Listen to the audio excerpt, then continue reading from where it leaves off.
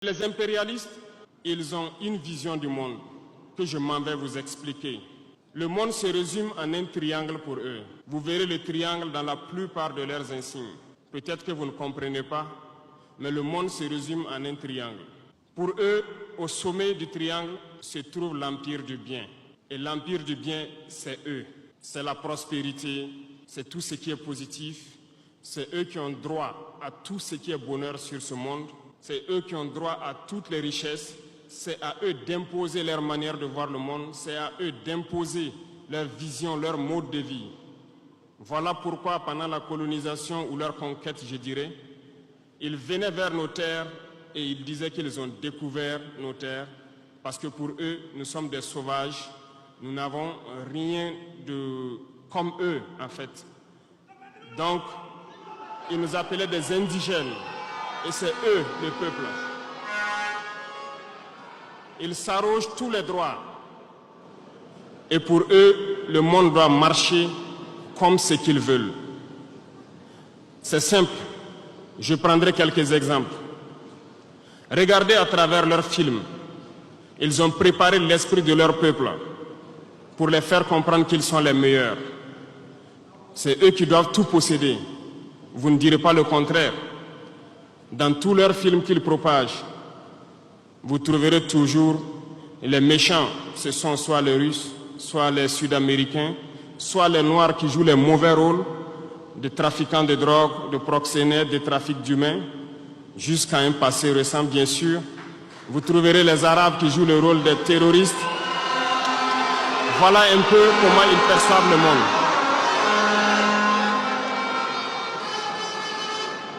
Quand je prends sur le volet économique, qui parmi nous n'a pas traité les produits chinois de produits Shintok, comme on aimait l'appeler, de mauvais produits?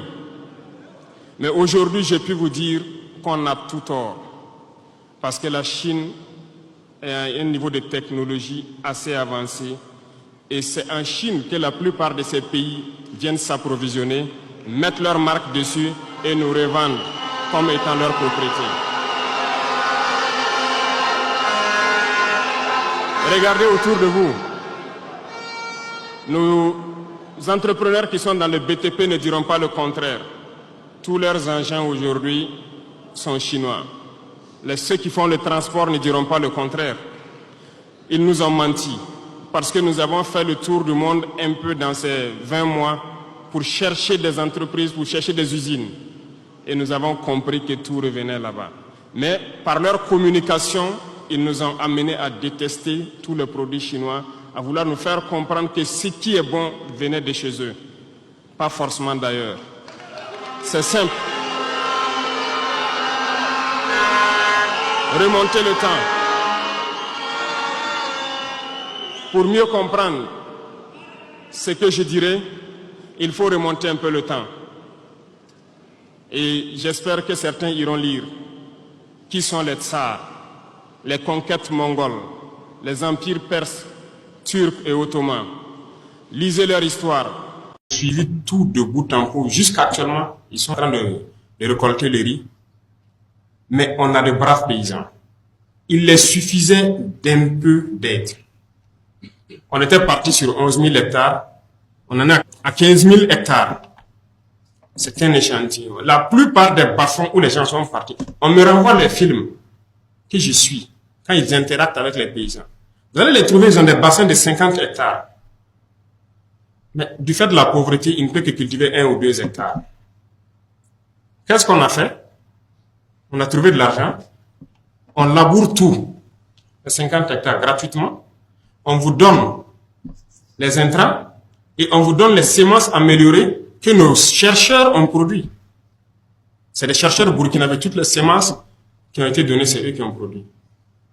Une fois que les paysans ont eu ça, mais ils ont fait un travail incroyable. Les résultats sont largement au-delà de ce que vous attendiez. Que ce soit le riz ou le maïs que moi, en tout cas, je mange, c'est ce que j'ai cultivé. Ça vient de la terre du Burkina et je ne vais plus manger de riz importé. Ça, c'est fini. Et les gens sont en train de récolter actuellement. Les paysans sont dépassés. Ils disent qu'ils n'ont jamais vu ça parce que actuellement, Ils vont manger à leur faim, tous ceux qui ont pu bénéficier de ce programme. Ils pourront payer l'école de leurs enfants. En tout cas, ils ne vont plus tendre la main aux autres. Parce qu'au Burkina, le système, c'est quoi? Quand quelqu'un est fonctionnaire dans une famille, c'est lui qui gère toute la famille. Mais pour qu'on n'inverse pas le système, que le salaire de fonctionnaire soit pour lui, il faut que les villageois aient à manger. S'il n'a pas à manger, il va venir vers vous. Mais souvent, on est là, c'est ça qu'on met comme argument. Ah non, derrière un fonctionnaire, c'est plusieurs personnes qui sont là. Hein. Nous, on veut casser avec cette routine. Il n'y a plus personne derrière lui, c'est sa famille. Il faut qu'on trouve du travail aux paysans aussi. Donc, actuellement, la tendance, c'est de tout faire pour que les paysans soient indépendants financièrement. L'initiative a donné un coup de pouce, on a vu, c'était une expérience. L'offensive est lancée actuellement dans la campagne sèche, parce que l'offensive était prévue derrière la campagne humide, mais on a tout fait pour commencer en campagne sèche. Déjà, ça promet très bien. Si ça prend comme on le souhaite, mais c'est fini. Les producteurs sémenciers, nous avons les meilleurs producteurs sémenciers d'Afrique. Vous ne saviez pas peut-être, hein? Moi aussi je l'ai appris, je les ai rencontrés, qui vendent partout en Afrique les semences, les Burkinabés. Beaucoup de gens ne les connaissent pas. Ils produisent ici et ils vendent un peu partout en Afrique. C'est eux qui ont produit les semences qui sont en train d'être utilisées actuellement. Ça veut dire qu'on a du potentiel. Il y en a, il faut les valoriser, c'est tout. Il faut donner à travailler à la jeunesse. Et je ne pense pas que c'est dans la fonction publique forcément. C'est un débat qui va se mener. Et il faut de la communication pour sensibiliser. Et à nous de pouvoir créer les emplois nécessaires pour que les jeunes puissent s'épanouir. Tout le monde est là, c'est juste la fonction publique. Non, il faut qu'on change la donne. Il y a beaucoup de secteurs d'activité. Donc, en pensant aux plus démunis, ça nous amène à changer la conception des choses. Le monde paysan qui souffre beaucoup, le combat est orienté vers eux. Aujourd'hui, nous sommes en train de creuser plein de forages à grand diamètre pour qu'ils puissent cultiver et travailler toute l'année au lieu que ça se limite à la saison pluvieuse. Il y a un programme de 136 forages à haut débit. Donc, les réalisations ont commencé. Je pense que plusieurs forages ont déjà vu le jour. Et ça va continuer pour que nos paysans puissent travailler. Et je pense que c'est ça le plus important. Et chacun d'entre vous... Camarades, l'émotion est grande, certes, mais permettez-moi que j'articule mes propos en 3 phases. La première phase va concerner l'étape à partir de laquelle je vais vous expliquer comment est-ce que nous voyons ce monde. La deuxième phase, nous allons nous consacrer à vous expliquer pourquoi nous devons continuer à nous battre. Et après, l'étape la plus importante, ça sera de vous décliner de façon sommaire la vision pour l'avenir, si je peux m'exprimer ainsi.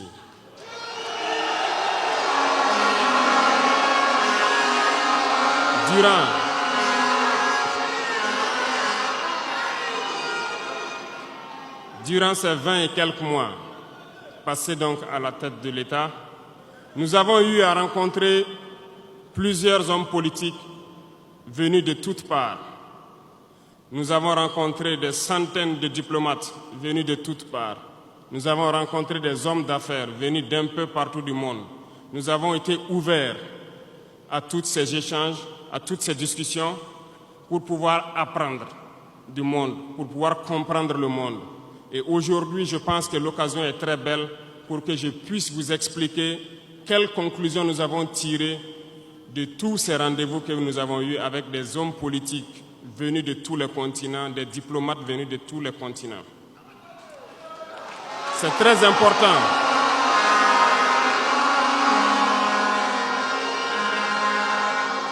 C'est très important la conclusion que nous avons tirée et ça doit vous permettre de comprendre le monde. Parce que souvent, dans nos contrées, nous n'avons pas cette perspective de pouvoir avoir accès à certaines personnes qui vont vous enseigner beaucoup de choses à travers leur comportement, à travers leurs propos et aussi en vous disant comment ils nous voient. Camarades, Dieu a créé le monde avec tout ce qu'il y a comme bonheur, comme malheur, comme bien, comme mal, les humains, les génies, les animaux et tout ce qui va avec.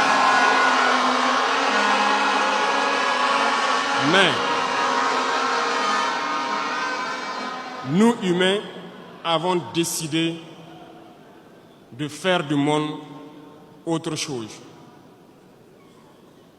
Chez les impérialistes, ils ont une vision du monde que je m'en vais vous expliquer. Le monde se résume en un triangle pour eux.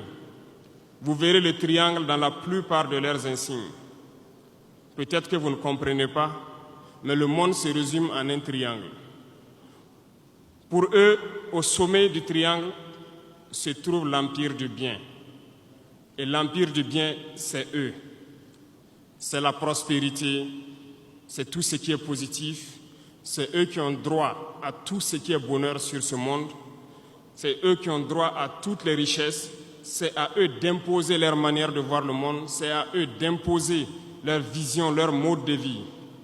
Voilà pourquoi, pendant la colonisation ou leur conquête, je dirais, ils venaient vers nos terres et ils disaient qu'ils ont découvert nos terres parce que pour eux, nous sommes des sauvages. Nous n'avons rien de comme eux, en fait. Donc, ils nous appelaient des indigènes. Et c'est eux, le peuple.